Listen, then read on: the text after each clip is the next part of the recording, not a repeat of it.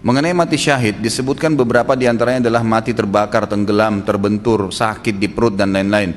Apakah orang yang buruk akhlaknya ternyata akhir hidupnya berakhir tenggelam misalnya, apakah mutlak syahid? Karena saya pernah baca artikel juga tidak dianjurkan berdoa untuk berharap mati dalam keadaan seperti itu, karena ditakutkan belum bertaubat karena sifatnya itu sekejap atau dadakan dan proses kematiannya sangat menyakitkan. Ini sangat variatif pertanyaannya kalau menurut saya.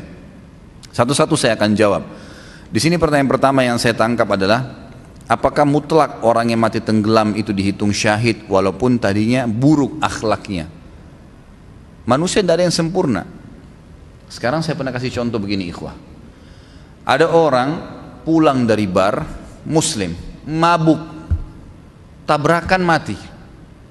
Pertanyaannya, saya pernah tanya kepada jemaah saya, apakah orang ini mati syahid? Muslim, keluar dari bar, mabuk, tabrakan, apakah dia mati syahid? Jangan ragu jawab, mati syahid.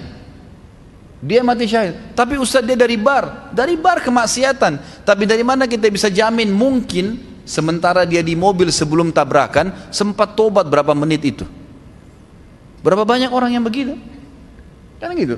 Mungkin dia tahu tobat itu hitungan menit ikhwah. Nah khawat sekalian, iya kan? Misal, ya Allah kenapa tadi saya lakukan, kenapa? Dia mungkin nangis terus tabrakan mati. Karena banyak orang yang mabuk setiap malam. Berapa banyak di Jakarta yang mabuk setiap malam tidak tabrakan tuh? Pulang tidur nggak apa-apa. Iya kan? Dari sekian banyak yang mabuk, berapa orang yang tabrakan? 1-2 orang. Memang jelas tuntunan syariat kita orang yang tabrakan mati syahid.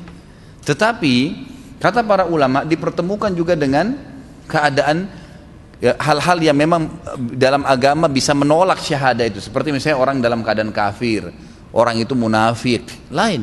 Tapi kalau cuma ahli maksiat, kan gitu. Atau akhlaknya buruk, apalagi akhlak buruk ini dinilai secara individual. Misal saya secara pribadi karena nggak suka, dia kadang-kadang nggak tegur saya anggap akhlaknya buruk. Lalu kemudian dia mati tabrakan misalnya, atau tenggelam. Lalu saya bilang dia tidak syahid karena akhlaknya buruk. Nggak bisa, tolok ukurnya dari mana? Anda yang menilai pribadi.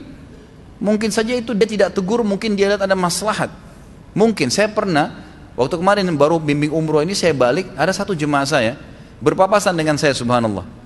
Saya kalau tidak salam dia nggak tahu. Assalamualaikum Pak. Baru dia balik, Ustadz, gitu. Baru dia balik. Berpapasan di Masjid Nabawi. Subhanallah, saya terus bertanya, kenapa ya Bapak ini nanti saya tegur baru dia tegur. Ada apa sebenarnya? Dia duduk dengan saya pada saat lagi makan di restoran di hotel di Madinah. Kemudian saya sempat ngobrol-ngobrol tentang masalah operasi lasik. Saya kan pernah pakai kacamata dulu, kemudian saya operasi di Malaysia, alhamdulillah berhasil gitu kan. Kemudian saya bicara, dia pakai kacamata orangnya. Setelah bicara masalah lasik, dia bilang akhirnya, Ustadz, saya ini kalau dari jarak dekat, apalagi kalau jauh nggak ngelihat orang. Coba bayangkan ya, jadi dia bukan tidak mau tegur, kita nggak boleh langsung suudzon dengan orang. Ternyata dia nggak lihat, dan saya memang tetap cuma bertanya, kenapa orang ini ya? Tapi tetap saya ramah, saya nggak ada masalah.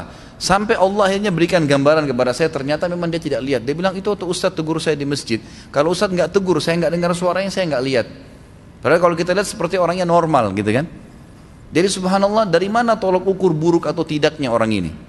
Kalau cuma dari kita pribadi dan hanya karena ada masalah individual itu tidak bisa jadi patokan, gitu kan? Kita lihat global perilaku orang itu. Global perilaku orang itu.